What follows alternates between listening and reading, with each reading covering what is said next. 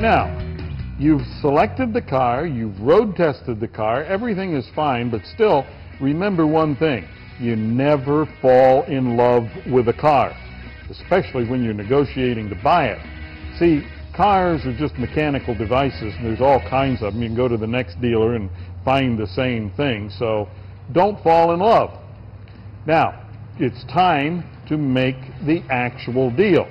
Now, there are certain key things about making a deal on an automobile. You have to remember that the dealership is in business to make a profit. They're entitled to make a profit. They have a big overhead. So trying to get them below where they would make a profit, that's probably not going to happen. Because if they do that on a regular basis, well, they're going to be out of business shortly.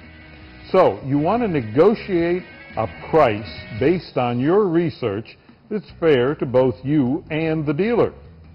Now, once you get to that point, remember, everything that is promised to you has to be in writing, and it has to be approved by management.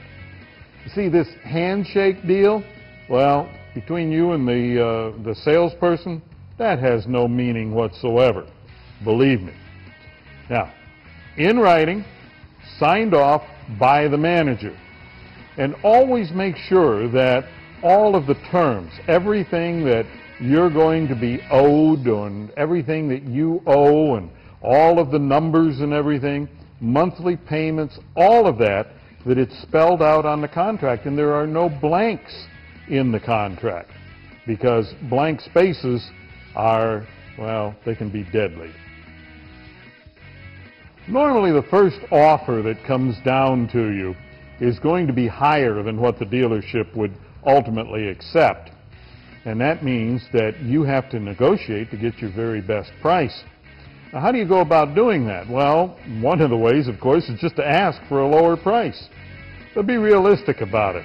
If you're looking at a $25,000 car and you offer them $12,000, they're going to think you're a jokester and they're not going to give it any credence at all.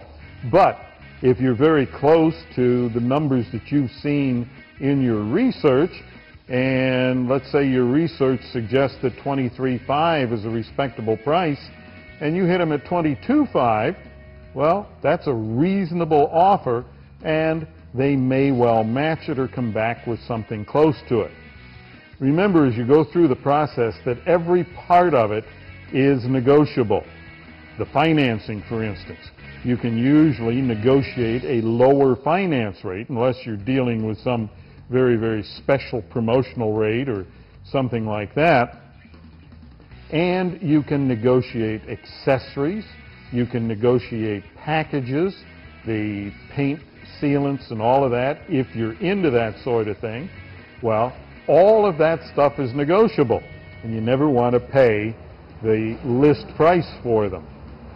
The other thing is to remember that all of these add-ons, the paint sealants and all of that, you may be told that you have to do it today or it's gone. The best thing to do is to get up and walk out, because nothing is that set in stone.